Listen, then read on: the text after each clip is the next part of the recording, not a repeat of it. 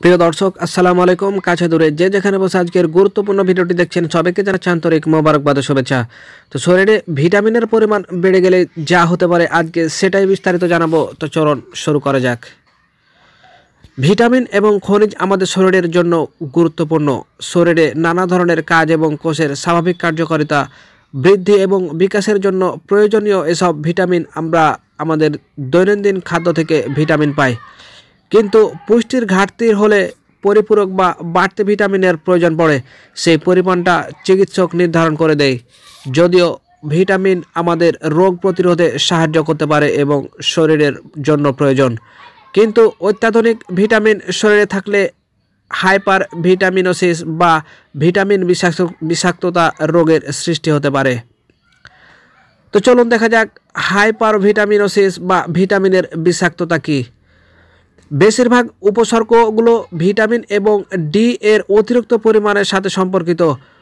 Doctor শেওরাওয়াত বিভিন্ন ধরনের hyper ভিটামিনোসিসের উপসর্গ নিয়ে কথা বলেছেন। ভিটামিন এ, শরীরে ভিটামিন এ বেড়ে গেলে মাথা ব্যথা, পেশি ও গাঁটের ব্যথা, বমির লক্ষণ দেখা যায়।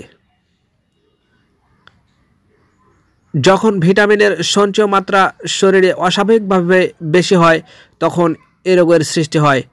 এর ফলে শরীরে নানা উপসর্গ দেখা দেয় এবং স্বাস্থ্যের উপরের বিরূপ প্রভাব পড়ে।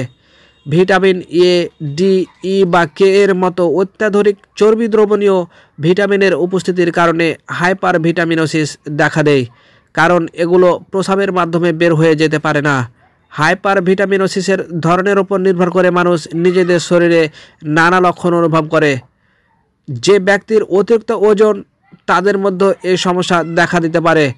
ভারতের চিকিৎসক বীর সিং শেহরাওয়াতের বলেন, শিশু ও বয়স্ক ব্যক্তিদের 65 এর উপরে হাইপার ভিটামিনোসিস হওয়ার ঝুঁকি বেশি।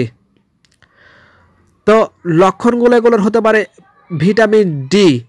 ভিটামিন ডি এর পরিমাণ বাড়লে মানসিক অবসাদ, মাথা ব্যথা, ক্লান্তি, ঝিমুনির লক্ষণ দেখা দিতে পারে। এছাড়া হৃদরোগ ও কিডনি সমস্যা দেখা দিতে পারে। ভিটামিন ই, ভিটামিন ই এর পরিমাণ বেড়ে গেলে শরীরে রোগ প্রতিরোধ ক্ষমতা ক্ষতিগ্রস্ত হয়। কোথাও কেটে গেলে রক্ত সহজে বন্ধ হয় না, সংক্রমণের আশঙ্কা অনেকটাই বাড়িয়ে দেয়। ভিটামিন কে, ভিটামিন কে বেড়ে গেলে রক্তশূন্যতা এবং জন্ডিস হতে পারে।